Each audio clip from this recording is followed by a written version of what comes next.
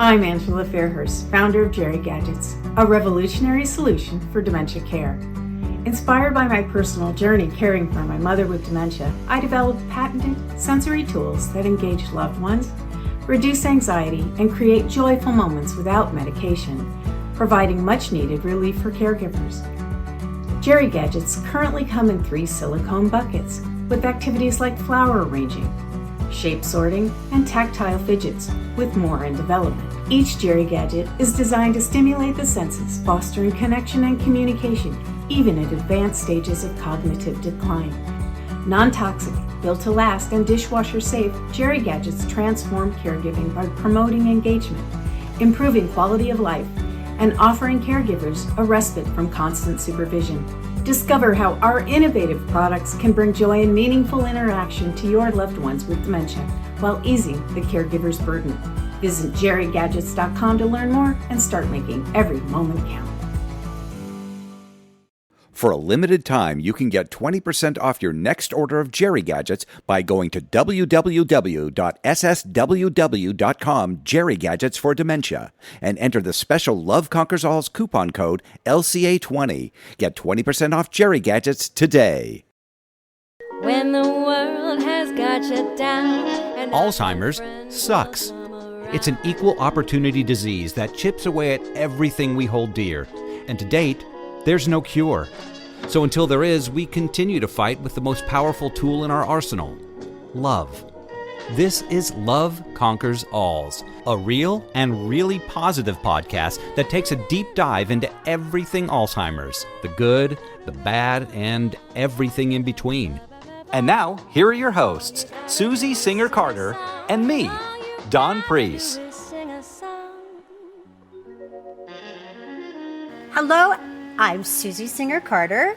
And I'm Don Priest, and this is Love Conquers Alz. Hello, Susan. Hello, Donald.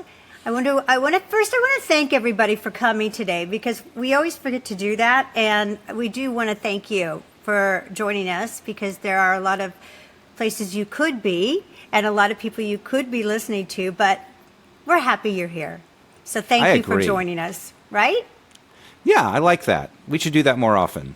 We should thank people so more. Yeah. All right. Well, I think so thank too. you, Susan. I'll thank you. I'm thanking you too, Don. Thank you. You're welcome. I just finished listening to Oprah's latest book, for What I Know for Sure.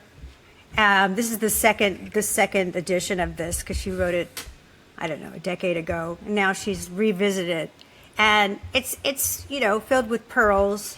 A lot of it is about being grateful, and that if you take moments to be grateful, you can't, it really does make a difference when you are just buried in your life and you're just on automatic and you're going, especially if you're in a creative endeavor, which is this is the theme of today, is creativity. And when you're in something so deep and you get frustrated because there's always going to be challenges, right?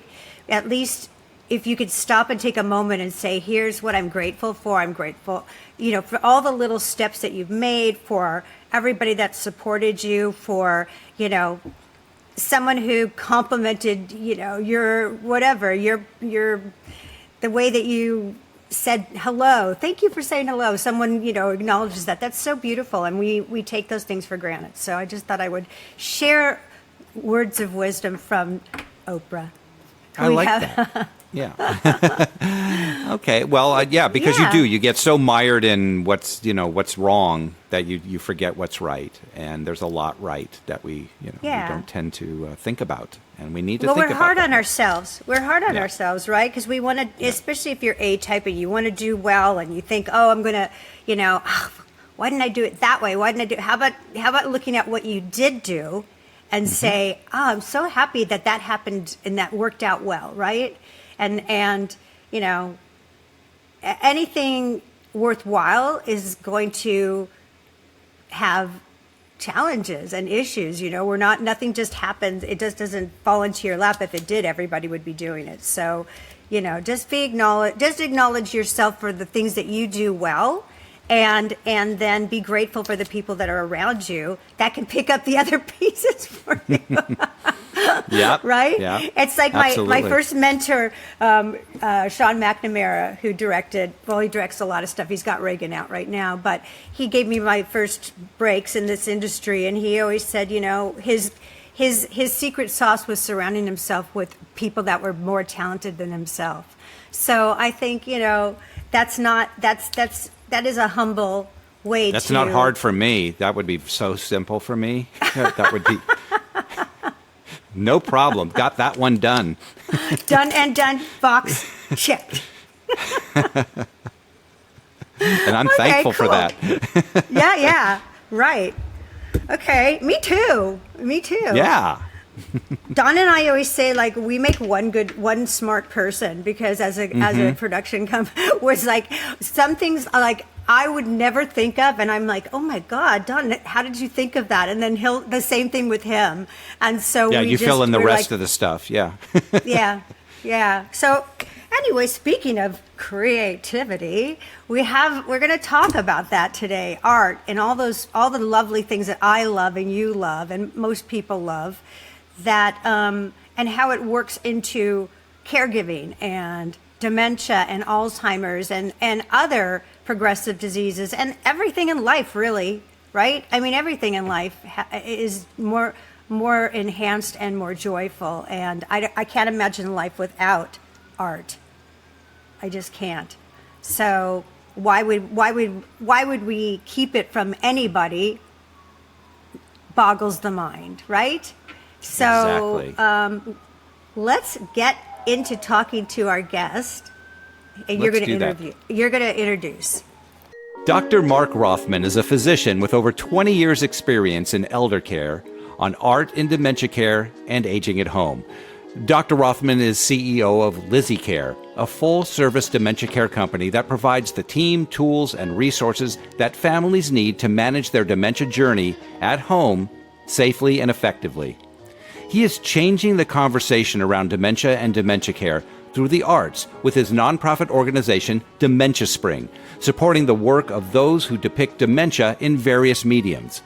Each week, Dementia Spring publishes an artist spotlight showcasing this work, including a recent piece that we are familiar with, none other than Susie Singer-Carter's Oscar-qualified short, My Mom and the Girl. You might have heard of it. Each year, the organization provides grant funding, technical support, and marketing to artists and art programs via the Dementia Arts Impact Award. We are so excited to dive into this wonderful world of creativity. So let's say hello to Dr. Mark Rothman. Hello, Dr. Mark. Hi. Hey everyone, how are you? Hi Susie, hi Don. Hello, Dr. Mark. We're so excited to have you here today because it's our favorite subjects that we were talking about, right? So educating people about dementia and Alzheimer's and progressive diseases and destigmatizing, and talking about how we do it with the arts. And I think that you are a hero for this. So thank you for leading the way and also supporting artists that want to, also be a part of changing the narrative about Thanks, it. Susie. So thank you. Thanks, it's great to be here. I'm really grateful for you guys. Thankful for your kind introduction, Don. Thanks for that and for calling out some of the work that we do here at Dementia Spring and the foundation, the nonprofit that's behind Dementia Spring. And grateful to you, Susie, for connecting with us, sharing with us some of your amazing work. I really loved watching your film, and I'm excited to continue talking to you all about the arts and dementia. It was really a labor of love is how this all started for us here at Dementia Spring. I'm happy to share a little bit about that with you and talk to you about Lizzie Care as well, which has really allowed me to be doing dementia and Alzheimer's work all day, every day, kind of using both sides of my brain, right? The medical side of my brain and the business side of my brain, but also the artistic side. After a long day of helping families manage through the dementia journey, navigate the dementia maze, and think about important things from a physician standpoint, things like diagnoses and treatments and recommendations and caregiving and things like that. It's great. I get to sort of turn the other side of my brain on and read through a script about somebody dealing with dementia, or read about a program for dance in a assisted living facility across the country, or think about an interesting VR model to help people with dementia, see things that they haven't seen in a long time. And all of that work is just such a great compliment to the busyness of being a doctor and an executive all day long. It's just fantastic. Wow. Well, congratulations on making that balance, because that's not easy to do. So that's very special. And, just again, the G word. I mean, we're grateful to have somebody like you that has an understanding of both sides, right? Because I don't have all, I've only learned by rote of what it means to have dementia or Alzheimer's. So, I stumbled through learning what was the right way to proceed in the journey without, with Google as my master, but that was about it. And then mostly my own experience, like making a lot of bad, horrible mistakes and then going, okay, that's not the way to go, pivoting a lot. So it's really very valuable for you to give both perspectives, both the lenses, to really provide that information for everybody, and maybe shorten their tenure, their learning experience. Because mine, it can take a long time till you finally go, oh, that doesn't work. And it's always changing, because the disease is always changing. To say, oh, that worked yesterday, but guess what? That's not working today. That's right. Exactly. So how did you get into this? What brought you into this focus of a cognitive decline, really, and mixing it with your passion for arts? Obviously, it has to be a passion. When I was in medical school, I was exposed to what's called an Alzheimer's and Dementia Research Center, and lots of great universities have those, probably a few near you. And that was really the first time, as I was, going through medical school, learning about the heart and the lungs and the liver and the kidneys and all the important things that keep the body going. When I made it into the Alzheimer's Center, it was the first time that I really appreciated how much Alzheimer's is a disease of the entire family. It's a disease of the entire community in a way that a lot of other diseases really aren't. And that really spoke to me. I kind of have a humanistic nature in me, and I liked that. It didn't scare me.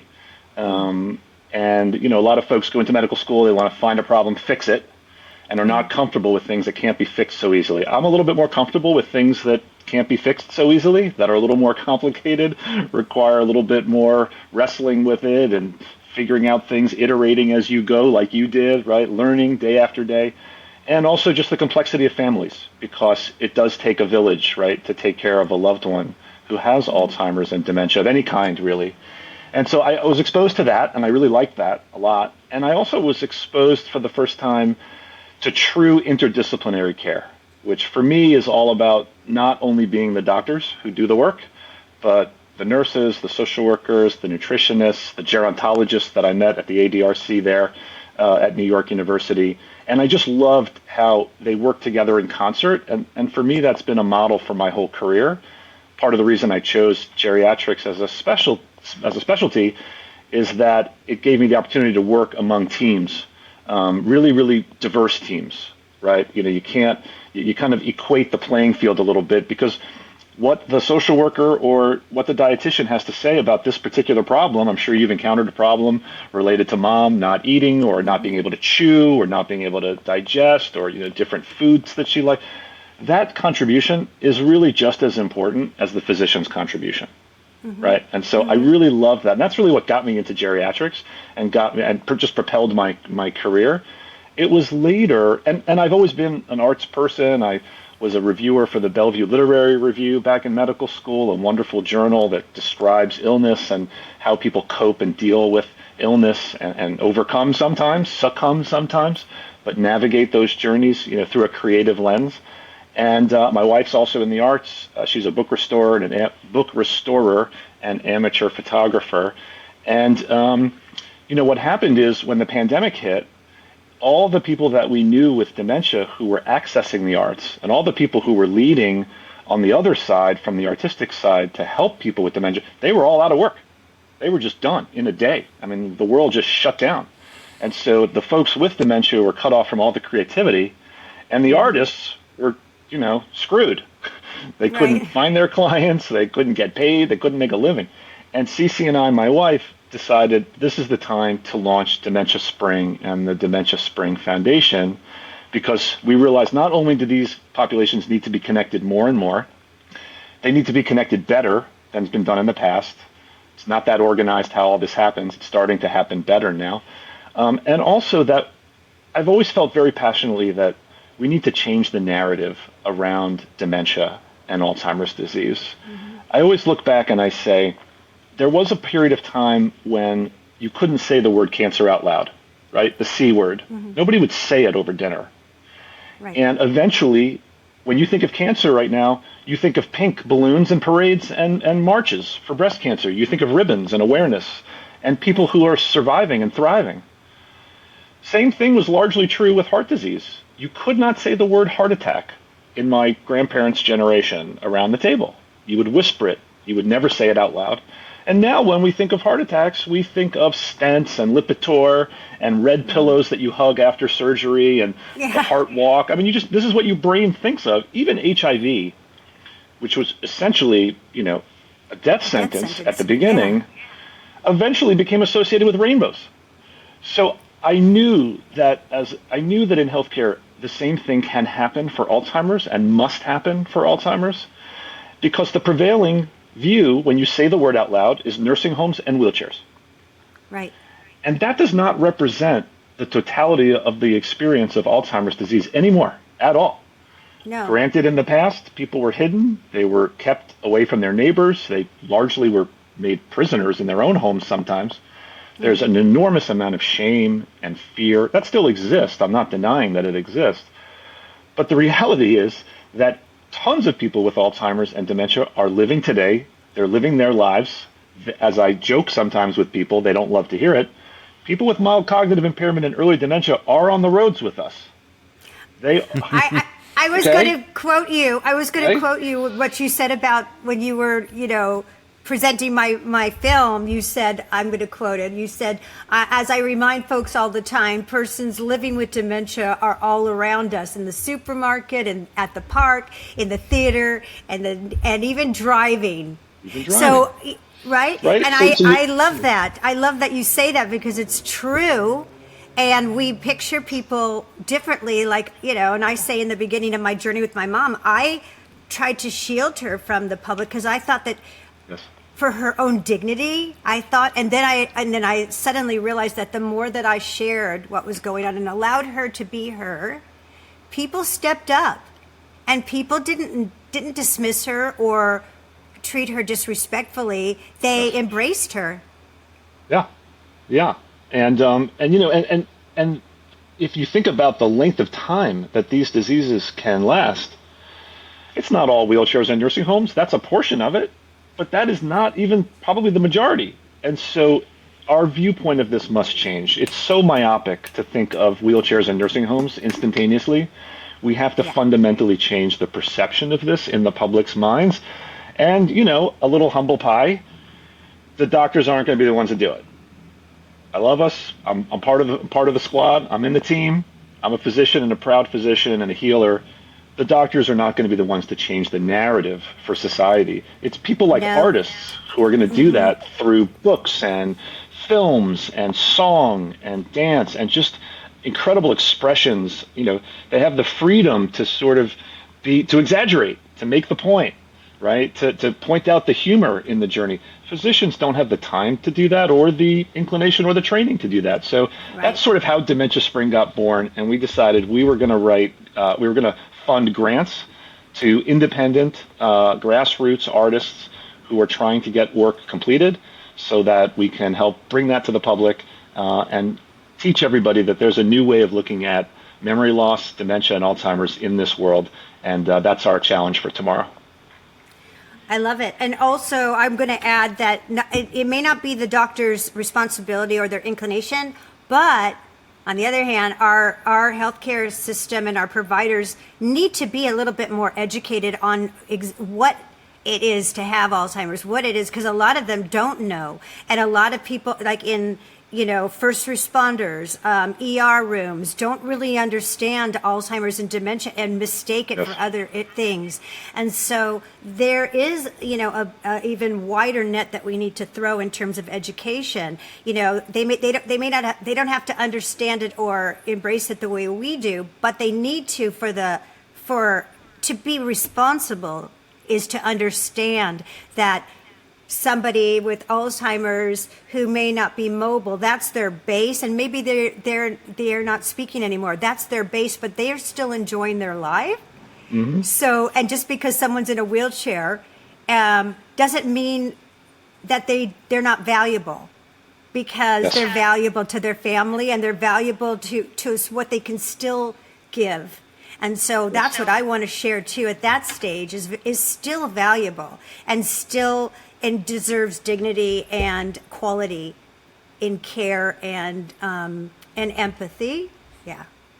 And also on a practical end, because, Susie, it led with your mom, because the doctors did not understand her Alzheimer's, it led to her, something that changed her life and your life and everyone around her's life completely, when they basically, strapped her down and drugged her because they didn't know, they weren't able to tell what was going on and how to deal with it. And it changed her life after that forever, That's and true. so on That's on a health point, it's very important. And first responders, to what we showed in the film in My Mom and the Girl, with the police, that they didn't recognize. And it's hard to recognize sometimes when they're at a certain stage where they can be completely, normal, and you're talking to, and then something happens, and not being able to recognize it's very important. It really is, yeah. What do you? Yeah, no, I agree. And first of all, and Susie, you said what you said extremely well. I couldn't have said it better myself. When I did, speaking of having to train lots of folks in society to recognize these people, when I did training for disaster management after 9/11, I had to write up plans for fire departments of how to get people out of nursing homes effectively. They didn't sort of understand how to get in and out of nursing homes safely without putting those people in additional jeopardy. Luckily, a lot of that work was done, and then some of the training existed for things like the pandemic and other things like SARS and other illnesses that came through, and we had disaster responses. But it's the little things like, how do you behave with somebody who's acting unusual in a supermarket, right? Mm-hmm. Most people don't think to themselves, could this person have memory loss? Could I be witnessing somebody who really is harmless and fine, but has memory loss, is not crazy, right? It's very hard to, again, people really are so used to seeing physical signs of disease that they can recognize. Oh, they're limping, right? Oh, they have a wheelchair. Oh, they have oxygen on. They obviously have a pulmonary problem. Dementia, can be invisible until you really spend time with somebody and understand what they're going through. So it's very interesting. The other thing that really always inspired me about the arts for dementia in particular and Alzheimer's disease is that if you think very anatomically about the brain, the portions of the brain that hold the keys for participation in the arts, appreciation of the arts, and memory of the arts, for example, music from your youth or song, are actually in a different part of the brain than the part that allows people to answer their family's questions all day long. And I always say it very specifically like that, because I need to separate out for folks things that you can do that this person still has efficacy to do and could potentially enjoy, by the way, and benefit from. We can talk about the benefits of the arts for people with memory loss in a little bit, but that is fundamentally distinct from the part of the brain that is not giving you the answers you want when you ask them 30 questions this afternoon. Right. They're very different, right? The ability of somebody to understand your questions. How was your breakfast this morning? What did you have for lunch yesterday? Did you see your daughter? When's your granddaughter's birthday? What's my name? All of these questions that everybody is asking all day long, for better or for worse. The parts of the brain that are not functioning well, that don't give you the answers you want to that, are totally distinct from the parts of the brain that get somebody up singing, dancing, and loving their life for an hour in the afternoon, even with moderate dementia. So I try to tell people, this is a wonderful opportunity to work on the parts of the brain that are not the same parts of the brain that are making you frustrated all day because you can't get answers to your questions and people are acting weird. So focus on that part. Focus on that part of the brain. There's one of my mentors is Judy Cornish, who, from the Dawn Method, and really makes a great distinction about that. And she talks about the rational mind, which is the part of your mind that makes decisions and, makes, executive decisions, right? And then there's the emotional side of your brain. And speech. And speech, right? And so those two are distinctly different. And so she reckons that the emotional side really never leaves, like that never gets impaired. And I agree. I saw that with my mom, and she had the disease for 16 years. And I to the day she took, to the moment of her last breath, she was there emotionally, responsively with her emotions, very appropriately. And so I did witness that, and I do agree with you. And I mean, I was told that art, well, of course, from my mom, who was a singer, that was her cognitive reserve. But I was told that art is stored in the hippocampus, which doesn't get affected. Is that true? Or it's the opposite. It's the speech and a lot of the logical stuff and processing is largely in the hippocampus, and the emotional pieces are stored elsewhere. The response to color, the response to sound, the emotional responses are stored elsewhere. So we've heard all for a long time. I think people. Am I too dark for you? I apologize. Oh, it's very dramatic. It's great. It's right. The sun went behind a cloud. I'm sure it'll come out in a minute. It's great. You're fine. So we've heard for a long time, and I think a lot of people know that music is definitely something that that taps in. But now you've explored all different mediums. You're very and are we finding the visual, what are those different mediums? How did you find that?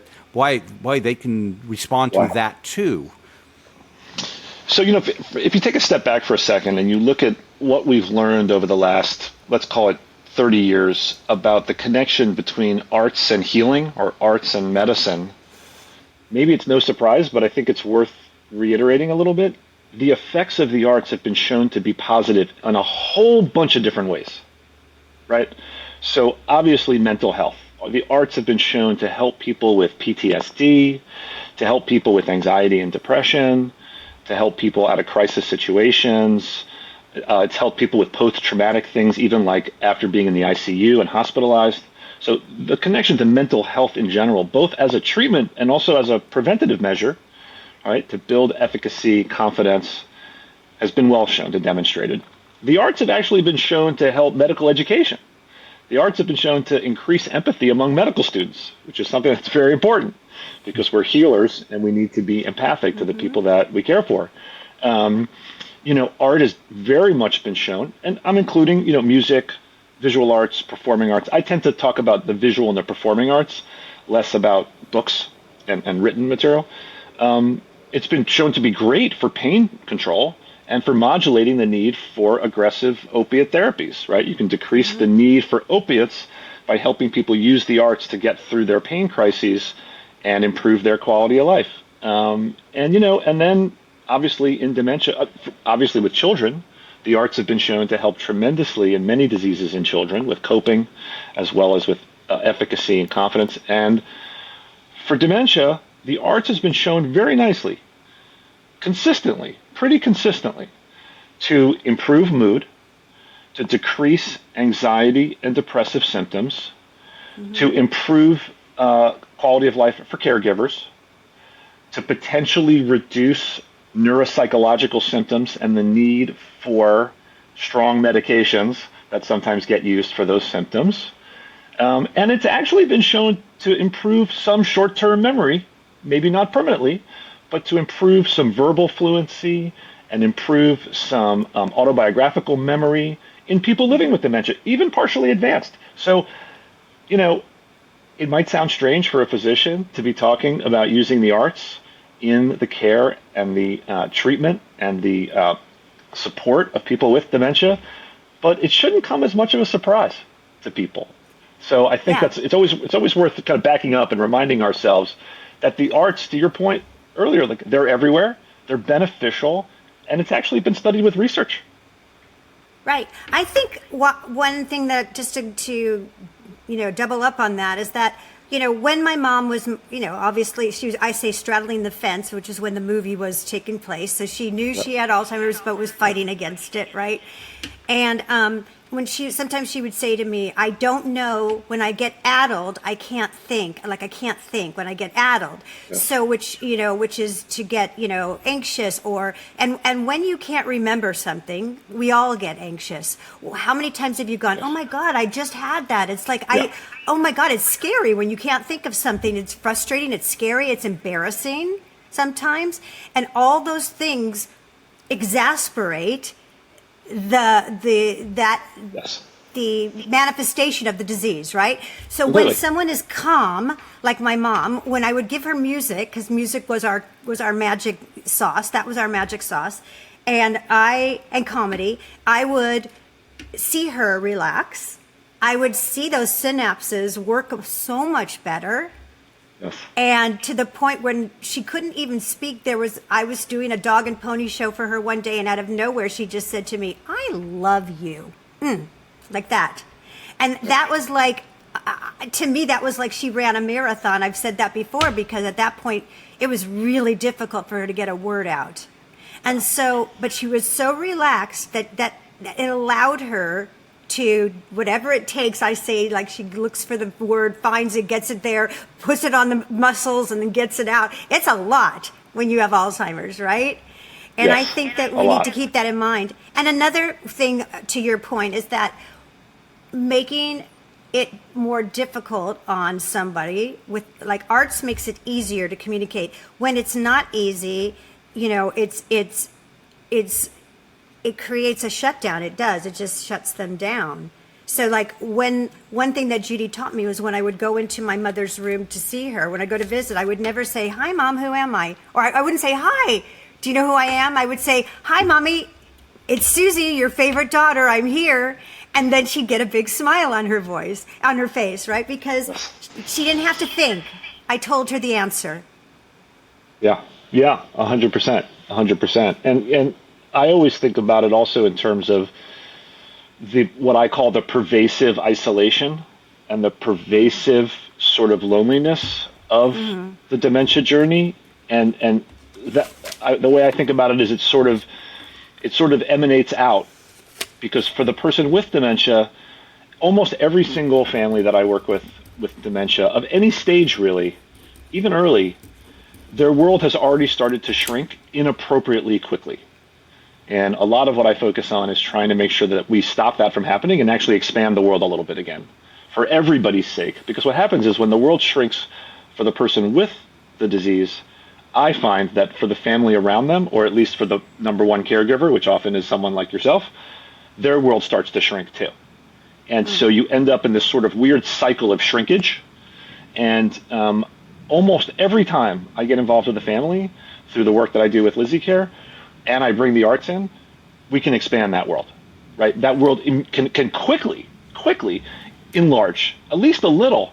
And it is amazing the responses that families feel like, oh, thank God we're back to doing some of these fun things. We haven't painted in a year and a half. We haven't gone hiking in a year and a half. We didn't go drive around in the old model car that Dad loves for a year and a half. It's just, it's just been pervasive. The families have been blocking, tackling, dealing, and coping every day, and trying to get their lives done and take care of whatever they have to take care of, cats, kids, whoever. And, everyone stopped doing fun activities, exercise, hobbies, and the arts are just like a great way to bring somebody, even without skills or training, right? It's just a great way to bring them sort of back out from the tunnel that they're in. And it just is so fascinating to watch that happen with families. And so, you think about the benefit of treatment through art, and I have colleagues of yours and mine, who are determined to get the arts like paid for by insurance companies, like they're fighting like tooth and nail. But when you think about it for a treatment for isolation and for loneliness and boredom, I mean, it's cheap, it's safe, and it's effective. It's effective. It's so that's the trifecta for a doctor, right? Cheap therapeutics, safe therapeutics, and effective therapeutics. I'm in. And Dr. Mark, and such a benefit. Oh, go. I just wanted to say such a benefit for the caregiver because, as I watch Susie go in and do her dog and ponies continuously, eventually, and especially if the other person can't, communicate back, it's like, what am I going to talk about? What am I going to say? What can, what is, and it's a big stress on the caregiver. Like what, and it makes them not want to do it because it's like, oh my God, that's a negative thing. So it's something you can share. Yes. You both enjoy it and you both enjoy it together. And if I could double down on that for a second, it actually also, I find, affects then sort of the second degree of the circle around families. Because if the loved one is struggling to have that conversation right on a daily basis, friends and other distant family, they pull away very early, right? Yep. Because it is hard. I mean, my wife and I we've taught with Grandma Sandy who's going through Alzheimer's in New York, and we visit frequently. We've taught our kids, back to something you said, Susie. We've sort of taught our kids to not be dependent on the conversation when we visit. Mm-hmm. Let's be dependent on closeness. Let's get really close, right? Let's sit really close and touch, right? Yes. Let's hum. Let's sing a song. Let's let her hear us talking to other people without kind of trying to get an answer out of her all the time. And so back to isolation and loneliness. I'm helping to care for a family where a companion was brought in to do some of this with their loved one because they weren't doing it, and the husband actually was slowed down from some other personal reason. He couldn't really keep up with her. What's interesting is that old friends who hadn't made an appointment to see this person in a really long time, now that they have a companion, they can go see them. So it's just really interesting. So what do they meet? They meet at the museum, right? Like that's how you just sort of you build it around the arts, partially because in lots of communities the arts are free. Yeah. And if you think about all these artists that we work with at Dementia Spring, people like, the Songworks program, people who are doing things online with dance, you can get a lot of this stuff for free online. They're practically giving it away. And I know people feel uncomfortable, but, the minute you begin a song or the minute you begin something colorful and vibrant or acting a little bit or playing comedy roles and being goofy, you'd be shocked. People who have memory loss, they jump right in. Like they're ready to go. They're ready to go. Definitely. Yeah. I have a quick anecdote. When my mom was at memory care, and we got to know everybody in the facility that were the residents, and they became like family, right? And one woman named Ruth, who didn't talk at all, she had a companion with her. She didn't talk, but she was, always social. She was there, but didn't say a word. And we were singing one day around the table, and we were singing a Beatles song. We were doing harmony, and all of a sudden she starts to sing with us. Out of nowhere, a beautiful voice. And her caregiver said, "Ruth, you're singing." And she goes, "Of course." It was so incredible. Like I get chills just saying that right now because I remember that was, I always knew that music worked with my mom, but then I saw it, and also to add up to that is like whenever I would go, my daughters are singers too, we'd sing a cappella or we'd put on an album and sing along to it. Everybody came around. Everybody. Sure. They loved it. Right? For sure. Yeah, for sure. We'll be right back. I'm Peter, owner of Peter Fan Photography, and I want to talk to you about something important, preserving memories. Time moves quickly, and before we know it, those we love may no longer be with us. For the last few years, I've taken complimentary professional headshots of seniors in a local retirement home, helping families capture the essence and personality of their loved ones through beautiful photos. I've seen firsthand how meaningful these images can be. When I photographed my own parents, I realized how powerful it is to have these lasting memories, photos that capture smiles, stories, and the unique spirit of the people we care about most. If your parents or loved ones are still with you, don't wait. These images can bring comfort and joy for years to come, whether it's for remembering silly moments or honoring family history. My message is simple. Get photos of your loved ones while you can. Hire a local photographer, use your camera, cell phone, whatever it takes. Just do it now. For more information, visit peterisfanphotography.com.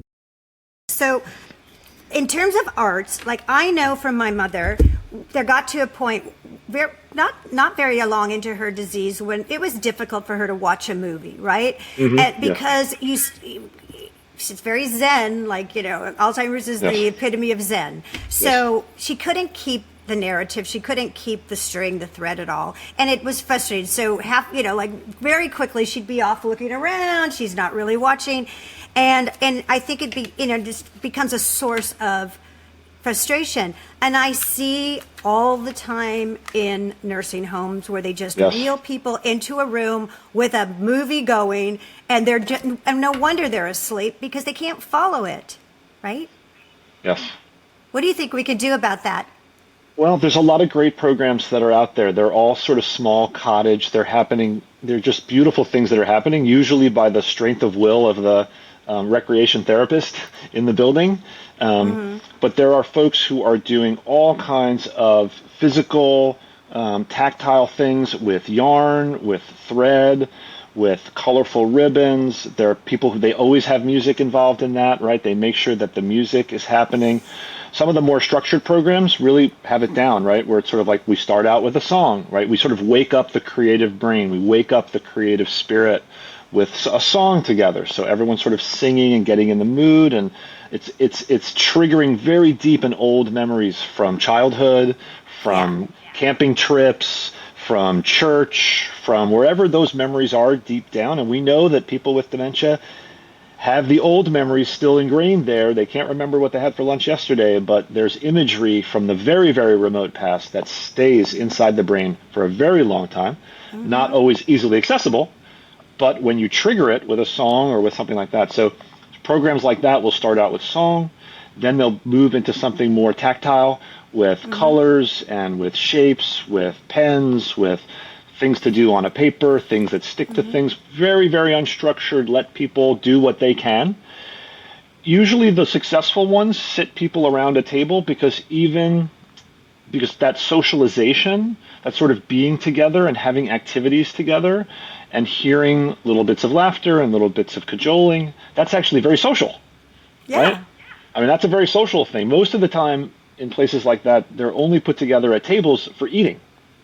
Right. So eating is essentially a silent activity. So now you've got activities happening like that, right?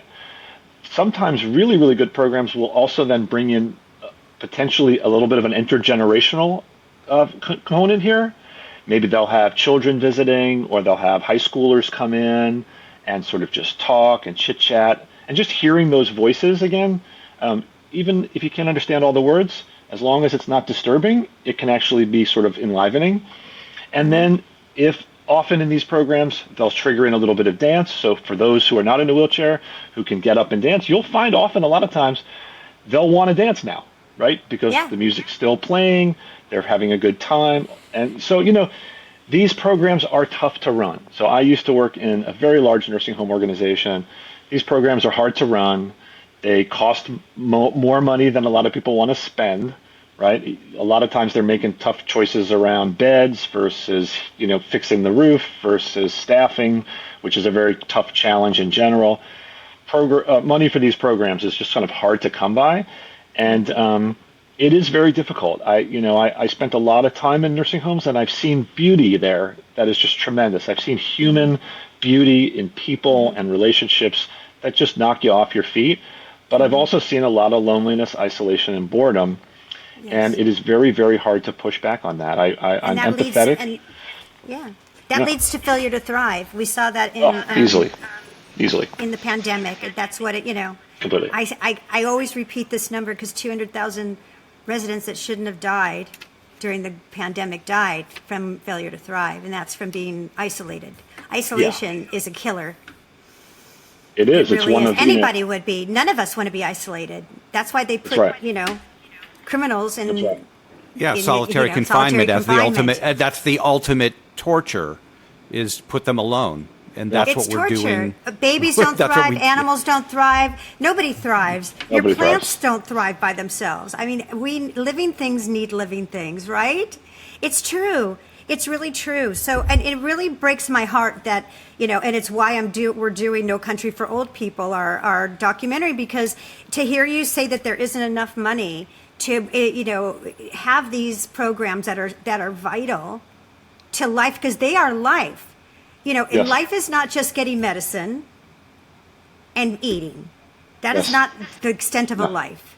No. So that if you're going to call yourself a nursing home and not in a nursing institution, then you need to provide those kinds of an access to that kind of life, right? That portion of life, which is stimulation and Yes. happiness and art, all that stuff. So entertainment, recreation, and Yes.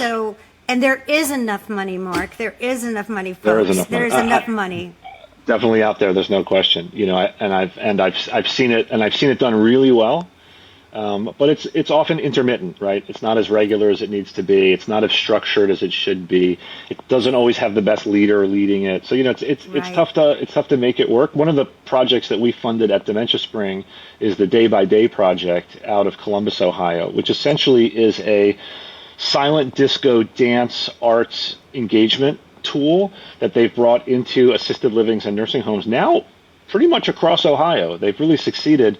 We funded them with a grant 3 years ago, and they've had a great run. They got funding from a local a county to put their innovations into every single nursing home in the county.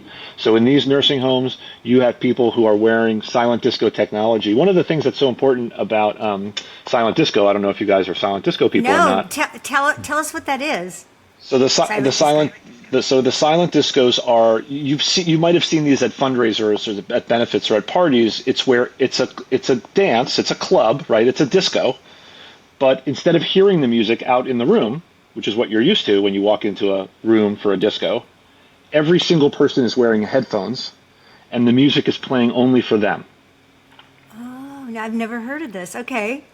It's very cool. Teenagers know all about it. Any teenagers who are watching your podcast are rolling their eyes right now. Okay, sorry. We apologize. We apologize that we're catching up to technology and Yeah, the real world. yeah. So thank you for teaching us. We Yes. appreciate you. We're grateful for you. Yes, grateful for you. But it's great. It does 2 or 3 things. One of the things is it makes the room less loud and crazy, right? Cacophonous, because there's no music playing out. Anything. It also lets different channels be programmed so that some people in the room can be listening to a different song than the other people in the room, but they're all still dancing. Brilliant. It's brilliant. Which is brilliant.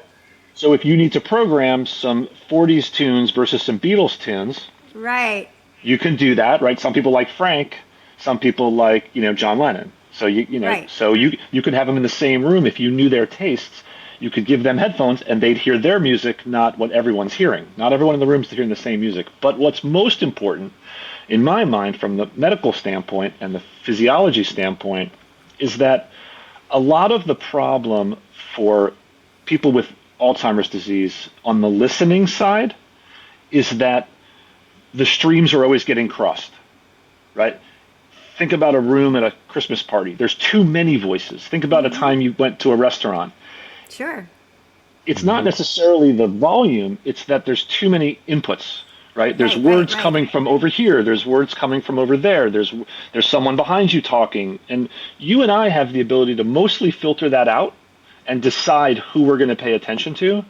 People with Alzheimer's don't have that ability. They've lost the ability to filter and to prioritize, and so it all just becomes this cacophonous stew of sound that they're supposed to respond to. It's hard to know. Mm-hmm. The beauty of the silent disco is it isolates. That's the only noise they hear, is that song. I love that so much. I love it. So perfect. So perfect. Even if you're in a room full of people trying to sing songs, an alarm's going off down in bed number 3. There's a siren outside like there was at the beginning of your podcast. There's all kinds of noises. Someone's over the loudspeaker, we need somebody in a room. There's people next to them making noise. But with the headsets on, it's pure. It's pure. It's very much like the image and video you've all seen of music and memory, those first patients in the music and memory program where they put the headphones on the person sitting in the wheelchair and they started tapping. Alive inside. Yeah. So picture that writ large and just magnified with a little piece of technology. It's great. And they have a whole program that you can sort of selectively make a playlist for them. You get to know about their lives, get to know when they grew up, get to know what music they liked, program it in, and then you've got the whole place dancing. They bring maracas, they bring cha-chas, they bring tambourines. I want to see video of that. I want to see video. And by the way, I've danced with people in nursing homes. I've danced with them in wheelchairs. So people, when they want to move, they want to move. For sure. I've danced with them. Yeah. Yeah. So that's a great example. That's a great example of a project. I love it so much. People can check it out. So how do we? It feels like the only way we get this into wide out there into all the facilities and everything is to somehow show how this is going to either save or make them money. That's the only way. It's hard. It's difficult, but it is difficult. Can you show? I mean, I'm sure you can show. Wait, if you do this, then all of these costs go away. It looks like in the long run, this will actually be beneficial to you as an organization. Can you do that? Is it something you're trying to do right now? So I'm not focused on that particular segment today. There is good evidence for it. The trick is you have to have somebody who really believes it and wants to put it into play. You need leaders to believe that not only will they have less behavioral disturbance, but they'll use less medicines to control those behavioral disturbances, which is better for the patients because we know they come with black box warnings that they can be dangerous if overused, but they also can save on that expense. Then also from the staffing side, the people who are taking care of those loved ones in those facilities, if the patients are having less behavioral problems and have better moods and less anxiety and less depression, their job becomes easier. So it actually helps you around the entire sort of horn of the entire facility. It's really a cultural shift in my mind that people need to latch onto, which is to say that we're going to be an institution that delivers the arts in a big way, right? We're gonna hang our hat on this, and we're going to fund it, and we're going to do it right. It's hard to find folks out there in the community who are trying to run their businesses who will adopt that writ large, right? It's easier to go try to save money on a better toilet paper contract than it is on arts therapy. And we're trying to dispel the myth that it's overly complex or that you can't find it anywhere. There's so much good programming happening all around the country, actually, in little pockets. You just got to find it and bring it in and welcome it. It seems like the big step would be to the owners of these institutions who are employing this to talk to the other ones and saying, guess what, guys, I'm doing this. Everyone's happier, and I just saved blank amount of money every month by doing this. That's the way it's going to happen because we can demand it, but until they hear from somebody who's actually doing it.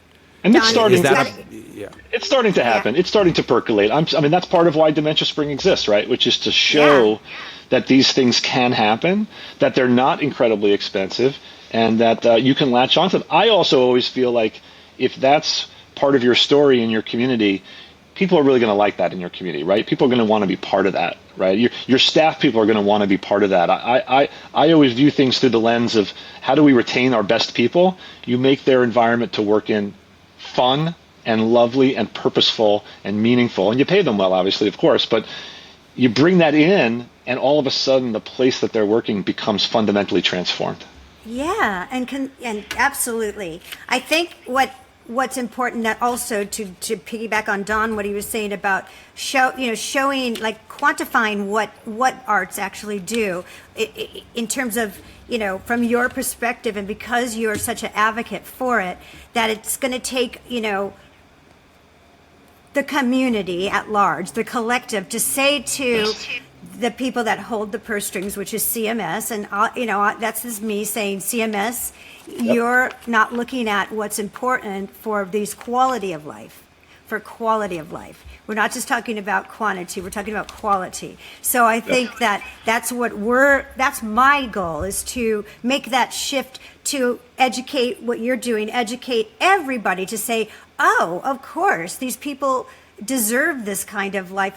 We're not just keeping them alive, in a bed, that they need a full scope of life, and that comes down to CMS, who writes the checks to these facilities. So CMS needs to step up and reevaluate what are priorities, staffing one of them, paying people to want to work there, and give them benefits, and make the environment, attractive, like you just said, to want to go to work, to look forward to it.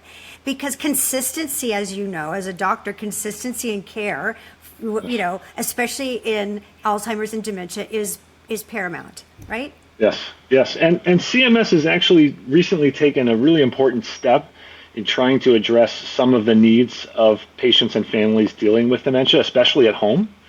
They've established a new model of care where they're going to finally sort of pay for some of the care management and navigation type services that my organization Lizzie Care does, and of course in my practice we've always done. But CMS is finally going to start paying for folks who have expertise in dementia and what the journey looks like to counsel families like yours over time. The truth is that today you can go to primary care a lot, but they don't have all the resources to help you on your dementia journey. Right. The neurologists also are very helpful, yes, but they don't have all the tools necessary to help you on your dementia journey. And the truth is, there is expertise out there, but it has often been underfunded, and there's not a lot. I mean, I'm a geriatrician. There's only 5,000 of us in the entire country, and it's getting less, from what I've heard. People it's are getting not less. really. Yeah, Yes. I So remember CMS one has day. started. I remember one day a doctor, my stepdad was having surgery. My mom was in the throes of Alzheimer's and kept wanting to ask the doctor as he walked by, how is George? How is George? And he walked up to me later on and went, do you need a prescription to Valium? I'm just asking. To me, I don't know if it was a joke or what, but it was like, it really highlighted the fact that he represented a part of our, community that doesn't understand it. And that, it's not going to go away if I take a Valium. It's not going to change mom. That's right. So, learning how to cope, for so many families like you're at home, you're living the journey, you're doing the blocking and tackling, like I said, but you're largely on your own. Yeah. Fending for yourselves and trying to navigate the maze of dementia care in our country. And I fundamentally don't like that. I think that needs to change. And luckily, CMS has now started to pay for some of those services. Not a ton, but so great. It's a great thing. It's a start. It is. It's a new model of care. It's called a value-based care model. And it's like the work that we do at Lizzie Care, which is trying to stay very close with families like yours and say, where are you on the journey and how can we help you anticipate what's coming? How can we help get ahead of the crisis before the crisis happens, so you don't have to go to the emergency room and get offered Valium. So you don't have to so you don't have to place somebody in a nursing home quickly because of a crisis where you can't. A lot of the things that happen to people along the dementia journey are a little bit predictable, actually. And for people like me who have expertise in this, I can usually see those crises long before they happen. And you're such a gem, Mark. You're such a gem. So now we've put together a whole team at Lizzie Care who essentially helps families just by being tight with them for the journey. And when we see that something needs to change so that we can avoid a crisis, or we see that the world has shrunk too much and it's time to put a companion in with your loved one, or we see that it's time to have a conversation about maybe not being at home anymore, maybe it's gotten a little too complex. Either way, you get the benefit of expertise, patience, a trust factor that's not always there when you're in crisis and people are poking themselves in and out trying to help you through the crisis. So it's really great. I think CMS is kind of, it's a innovation program. So it's called a pilot, but I think they're beginning to tiptoe themselves into the dementia situation in America, seeing how many people are dealing with it today and how the new medications are going to put pressure on CMS to help more than they ever have before. They've mostly left it to families and to Medicaid to deal with. The reality is they're going to have to get a little more proactive, and this program is designed to do that. So we're pretty excited about it. And is this program, is it A, available everywhere, and B, is there a cost to it? How does that all work? So it's for people who have a diagnosis of dementia. It's not available everywhere. You kind of have to find those practices and organizations that have gotten themselves sort of certified and credentialed in the program. We're called participants in the program. And as long as you can find one of them, you can look it up on the internet on CMS. The program is called GUIDE, GUIDE. It stands for Guiding Some Kind of Improved Experience in Dementia. And you can figure out if there are guide providers in your area and see if you can get connected. Some of them are already big medical centers. So the big medical center that some people have already started going to, right? Maybe there's a dementia research center at the university. They might have applied for the guide model. So they're probably already doing the work for you, for families. But at least now they get a funding source and they can expand their programming to bring on more coaches for families to give coaching. They can bring on more care managers to help navigate the journey and find resources for you instead of telling you to go find resources for yourself. They're a little bit of a focus on medication management because we know that in people with dementia, the risk of polypharmacy, taking too many medicines that are interacting with each other, is a big risk. And there is some money actually set aside for respite services. It's not a lot. It's not a lot per year. But, if there's a weekend that someone needs to get away or there's a surgery that somebody needs to go to, there's an opportunity to have Medicare pay for some of that respite service through the model. The model just started a few months ago. Our organization goes live on it in the spring. So it's going to be a bit of a slow rollout, but it's coming, and it definitely represents an important step by Medicare in my mind into Alzheimer's. That's a good shift. That's really good to know. That's very, very good to know. Yeah, it's heartening. Yeah, it's encouraging because I've been saying that for so long. We've been saying we can't control bad players. That we can't. So we have to create it. We have to create how it has to be, and then they have to back into it. So they have to back into the way it is, so that we can avoid the kind of lonely lives that you're talking about. Very small lives that doesn't have to be that small yet. So I think you're an incredible human, and I appreciate you so much. I mean, I'm so much more impressed with you. I had no idea what to expect, and you have so much to offer, and your compassion is just beautiful. And Thank you so much. It's very moving for me. I just love what you're doing, and your Lizzie Care is just awesome. I mean, it should be everywhere, and how you support the arts is just phenomenal, because America sucks about when it comes to supporting the arts. Almost every other country has all kinds of funding earmarked for arts, and we have zero. We are on our own. So, it's God bless you for doing this for other artists to get their beautiful work out there. And, we're all grateful to you. Thank you.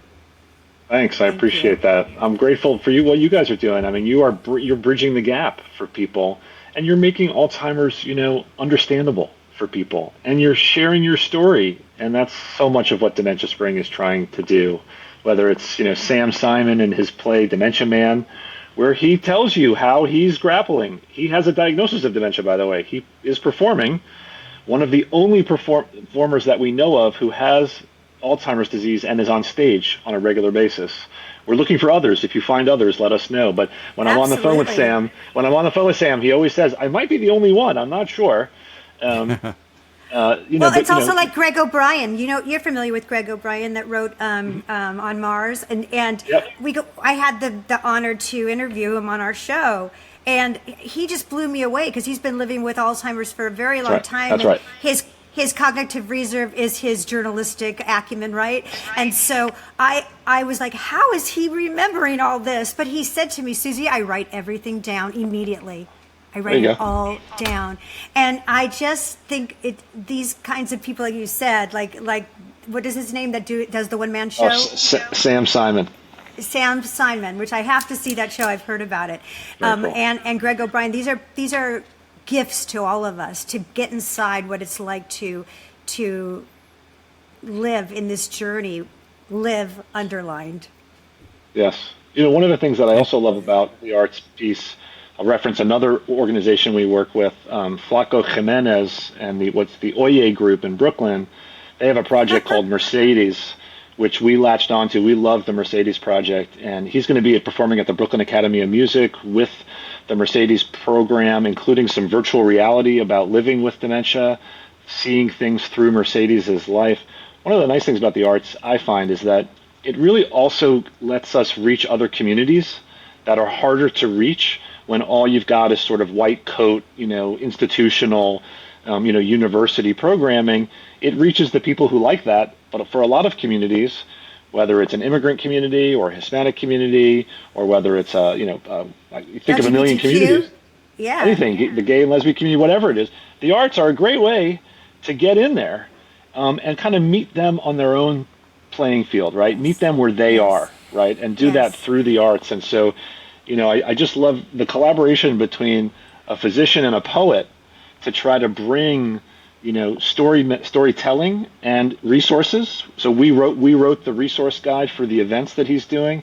We made sure it was both in English and in Spanish, and really down to the local level for the communities that he's in. Beautiful. But those are just beautiful collaborations that I just I feel like bringing the little bit that I have to share and know about the science and about the medicine and about the disease, combining that together with the creative spirits and juices of all the people who want to tell these stories, it's just been a very powerful concoction.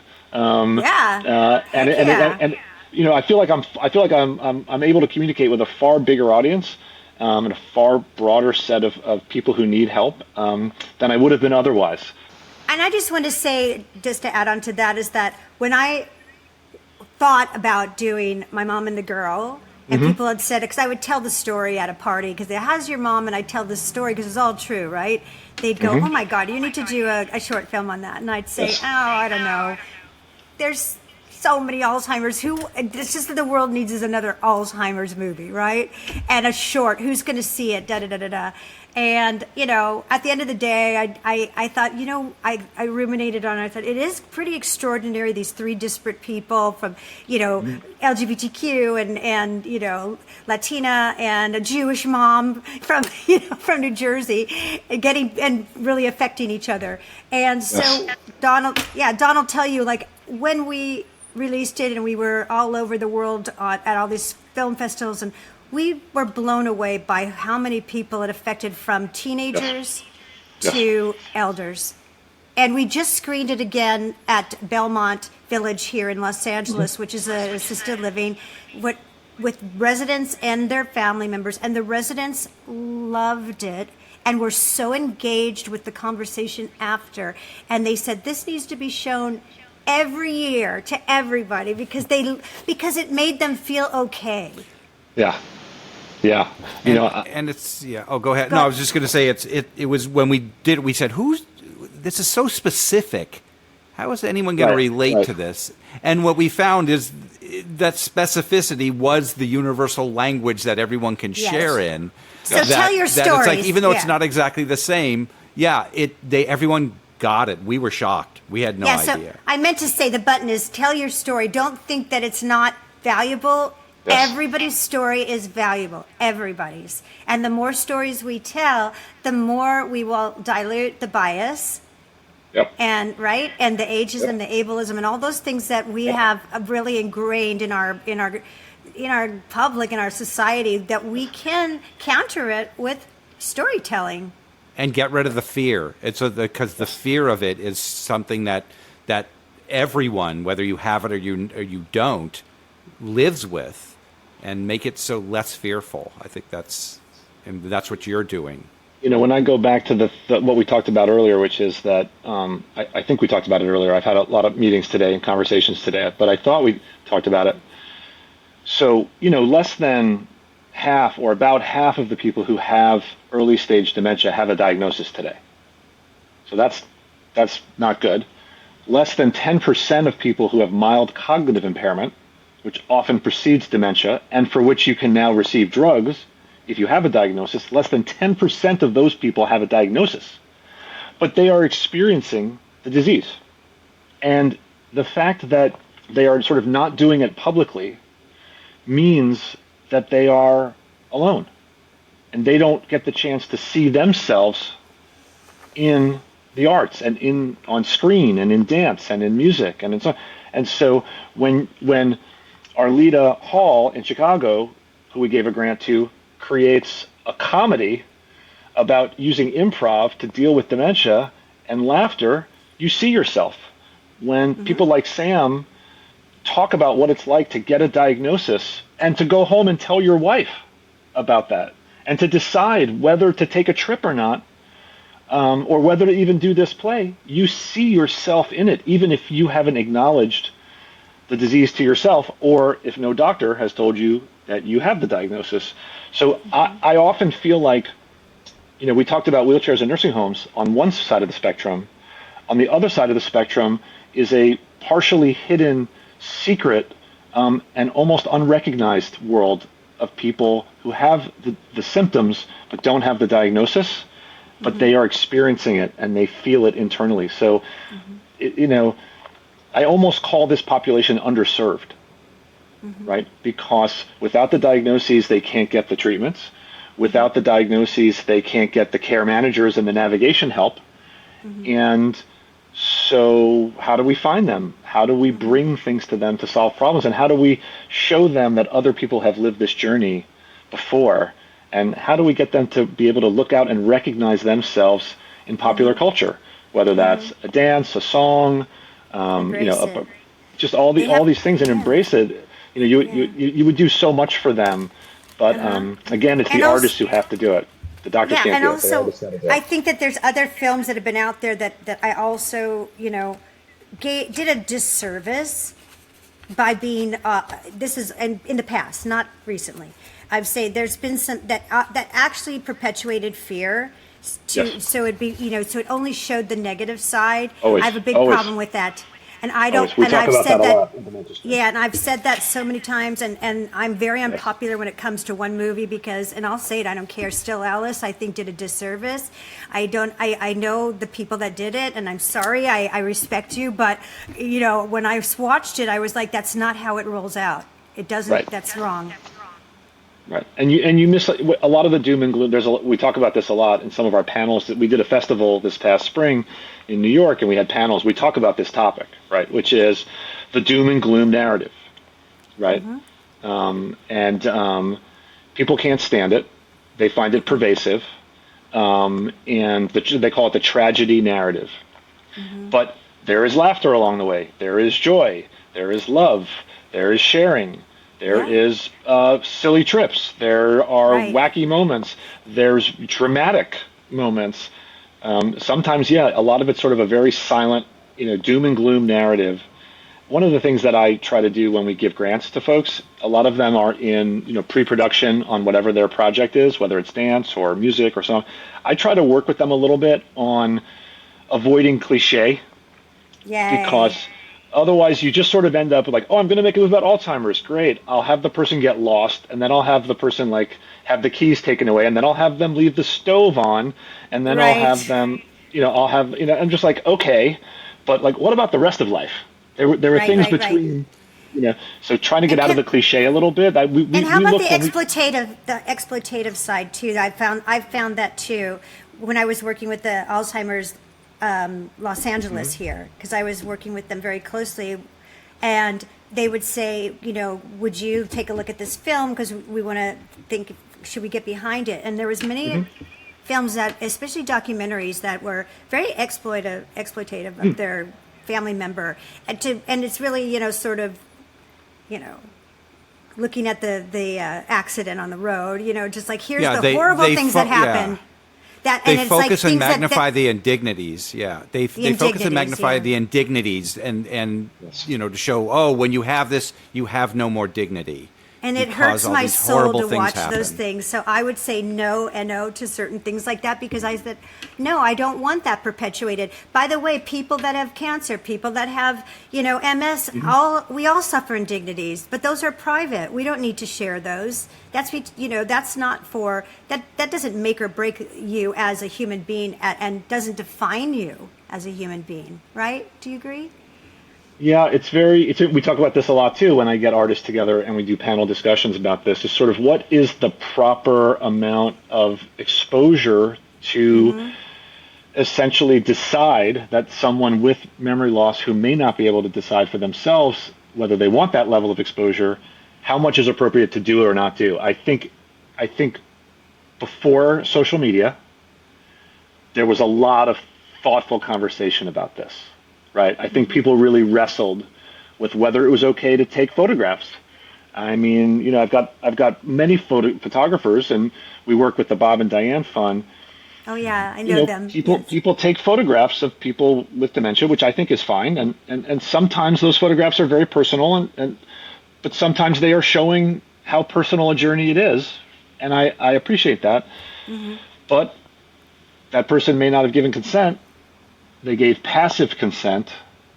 They obviously love you, and they've probably watched you be a photographer your whole life, and you've probably been photographing them your whole life, but they didn't give permission for you to publish it and, put it out there, but they trusted you for everything, and you've made the decision to do it, to communicate something, to collaborate. Right. A lot of artists, when they talk to me about using the subject, the person with dementia as the subject, they talk about it as a collaboration from the artistic side. Like, I've had artists say to me, when my mom and I they would say, my mom and I collaborated on that project, and I remember the day the collaboration was born.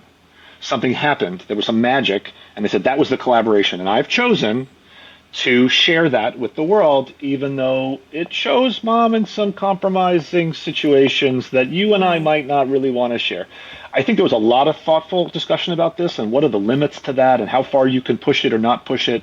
It's a great conversation. With social media, it's tough, right? I mean, the world is so permissive about imagery now that, most of us with phones are generating at least 5 or 6 pictures a day on something, whether that's the sunset on the ride home or a selfie with your cousin, or, I got something leaking from the heating duct. I photographed it and sent it to my wife. It's just everyone's taking pictures of everything now.